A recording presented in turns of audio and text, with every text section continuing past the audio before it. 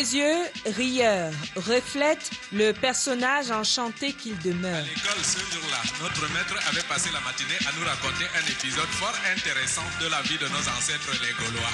Le français, une langue que Francis Bébé utilise avec audace, originalité et cet accent 100% camerounais. Illustration géniale, en écrit et en chanson. Une dizaine d'ouvrages et 4 albums dans sa bibliographie. Le Grand Prix littéraire d'Afrique noire quitte la scène en 2001, la même année qu'une autre grande plume. Celle-là engagée avec force dans la lutte contre la colonisation. Mangambeti dégaine son arme dans une vingtaine d'œuvres littéraires. L'encre indélébile de sa plume reste gravée dans la célèbre ville cruelle, ici, au Cameroun. Une guerre des mots qui, en fin de compte, participe à développer la langue française de génération en génération.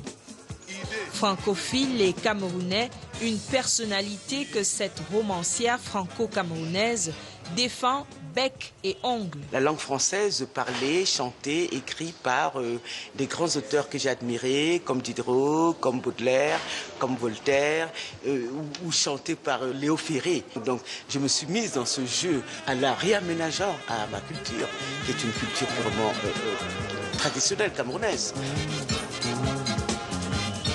Léonora Miano y met des accents afropéens, un vent de modernité. Entreprise qui a déjà valu à l'écrivaine franco-camerounaise le Grand Prix littéraire d'Afrique noire pour l'ensemble de ses écrits. C'était en 2011. Lui casse complètement le rythme, authentique franco-camérophone. Kopo donne le ton d'une francophonie qui sied à tous les Camerounais. Les citoyens du pays, sans distinction de tribu, de langue, s'y reconnaissent. Il y a eu des aînés qui nous ont donné envie d'y croire. Francis Bébé qui avait un langage très terre-à-terre. Et je me suis dit que je vais avoir la prétention de proposer quelque chose à la francophonie. Et moi, je vais rapper en camp-franglais notre co. Je trouvais juste qu'on avait des choses à dire et à proposer. Et le temps nous a donné raison parce que récemment, il y a eu Yoyette qu'on a retrouvé dans le Larousse depuis 2016. C'est comme des mots pour un chameau. Alors, dès que tu expliques, tu joues